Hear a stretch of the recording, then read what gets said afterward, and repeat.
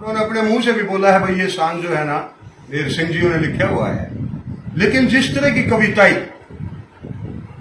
चौधरी मेहर सिंह जी ने की है और जिस परिवेश में रहकर की है, बाकी सांगी भजनी जो है पैसों के लिए कूदते थे तख्तों पर। दयाचंद जी को इस किस्से को छोड़ करके जो ये किस्सा है इसको छोड़ करके किसी एक कवि में, एक कविता में, दूसरी में, किसी एक कली में भी कोई वीर रस की एक बात सुना दे विद्वान जन।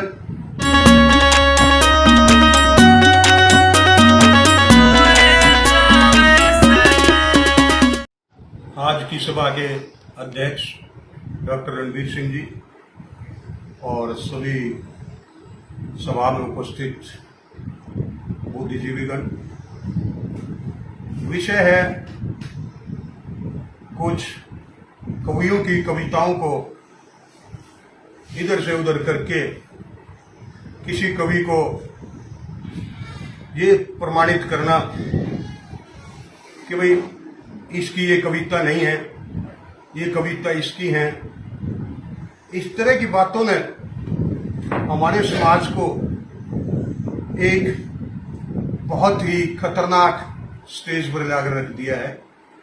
जैसे अगर कहीं ब्राह्मण सम्मेलन होता है जिसमें परशुराम जी को, भगवान परशुराम जी को याद किया जाता है, वहां ब्राह्मण से अलग कोई नहीं जाता। कबीर जयंती मनाई जाती है, उनमें कबीर पंथियों से न्यारा कोई नहीं जाता। रविदास जयंती मनाते हैं, उनमें रविदास के भक्तों से न्यारा नहीं जाता। इस तरह से हमने महापुरुषों को भी बांट दिया है जातिगत जातियों में, जबकि जो विद्वान होते हैं वो पूरे राष्ट्र की, मैं तो कहता हूं उनको भौगोलिक सीमाओं में नहीं बांध सकते, वो पूरे संसार की एक विभूति होते हैं।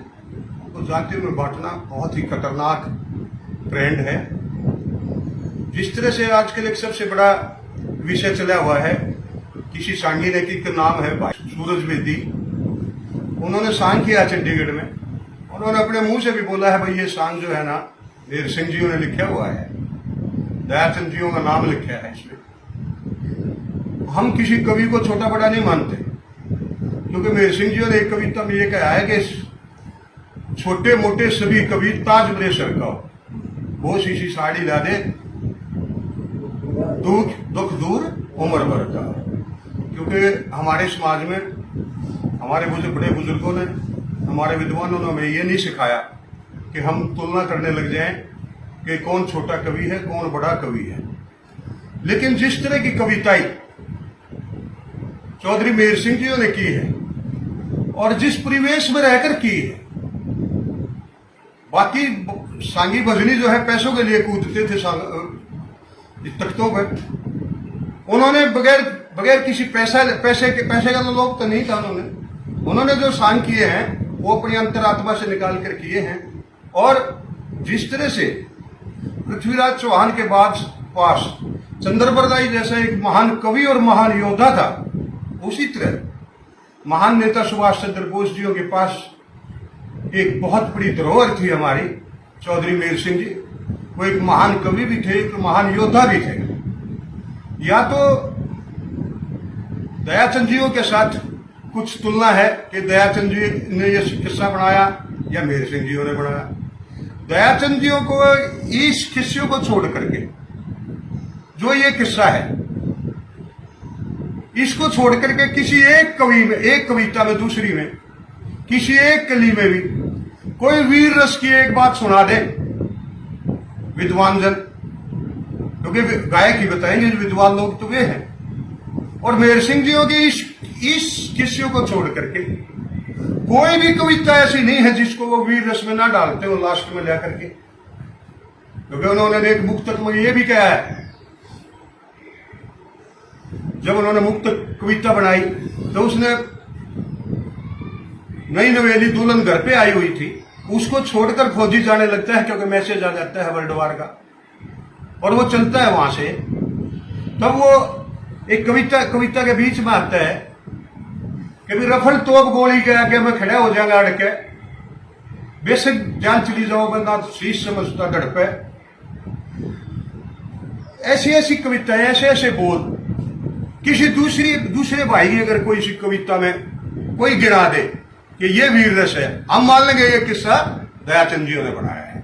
विद्वान लोग सामने आए और इस तरह के विवादित सरकारों से मिलके या ताकत दिखा करके विवादित बात होने के बाद भी जब अगर ये बात वहां को आई गई है तो ये उनका नैतिक जिम्मेवारी बनती थी पहले इस बात का प्रमाणित कर लेते कि वाकई में ये किस कवि के देन है।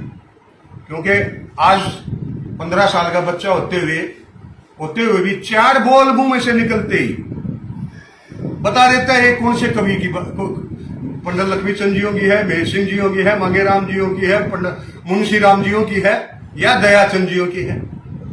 ये इस तरह का जो सरकारी हस्तक्षेप से और मुख्य अतिथि वगैरह जो हैं उन्होंने समझना चाहिए था वहां, और उन्होंने कहना चाहिए था भी तू शान बदल ले। पहले हम इस बात को प्रमाणित कराएंगे, एक सभा का आयोजन करें, विद्वानों की सभा बुलाएं, वहां तर्क वितर्क करके जब प्रमाणित हो जाए ऐसी बातों को जब आगे पब्लिक में लेना चाहिए।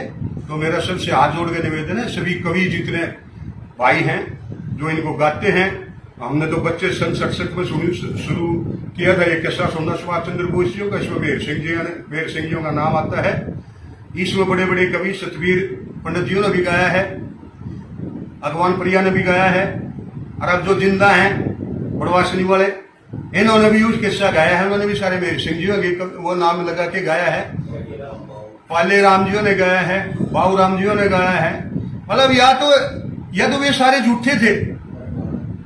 ब्रह्मानंद जी ने भी गाया है, तो महावीर चोपड़ा ने भी गाया है, और बाली शर्मा भी गाते हैं। तो मेरा सबसे फिर एक निवेदन है कि अगर जो बुद्धिजीवी हैं वो एक सभा का आयोजन करें, वहां बहस कराएं, ताकि वितरक पर जो बात प्रमाणित हो, सच्ची साबित हो, सत्य हो, उसको मानकर जब आगे कार्रवाई करें। इस तरह कौमों की आपस में भिड़ंत ना करवाएं, क्योंकि वाल्मीकि समाज भी हमारे भाई हैं, हम भी उनके भाई हैं। एक हमारा रोटी का रिश्ता है सबके साथ। हम इसको समाज को बंटने नहीं देंगे। कुछ लोग समाजों को बांटने की कोशिश कर रहे हैं। हम पुरजोर प्रयास करेंगे कि हमारा समाज एक रहे, और हम कोई इन कवियों के बारे में जो सत्य बातें हैं वो एक तरफ निकाल देंगे, जो असत्य बातें हैं वो एक तरफ निकाल देंगे। तो किसी किताब में कोई बात छप गई, इसे प्रमाणित नहीं होती कि जिसके नाम उस किताब पर लेखक लिखा हुआ है, नाम लिखे, वो उसकी होगी। नहीं, वो विद्वान लोग बताएंगे, तथ्यों के आधार पर बताएंगे, विश्लेषण करके बताएंगे कि ये शब्द इस रागिणी में 10 शब्द ये हैं, ये मेहर सिंह जियों की हर रागिणी में मिलेंगे। वही शब्द अगर दूसरे कवि की, मान लिया ज्यादातर आज दयाचंद जियों का जिक्र चल रहा है, अगर उनके वही शब्द 10 शब्द किसी दूसरी रागिणी में 5 भी बता देंगे कि भाई 5 शब्द हैं, जब भी हम मान लेंगे कि भैया दयाचंद का किस्सा है। तो ये जो है अविवादित है, ये मेहर सिंह जियों का किस्सा है। इसके साथ जो है अन्याय ना करने की कोशिश करें, समाज को ना बांटें। गायक भाइयों के विशेष अनुरोध है कि वो तथ्यों में जान लें, अपने गुरुओं उनके जो गुरु हैं, उनके गुरुओं के जो गुरु थे उनसे प्रमाणित करवा के बाद जब आगे गाएं। जय आर्यवर्त। धन्यवाद।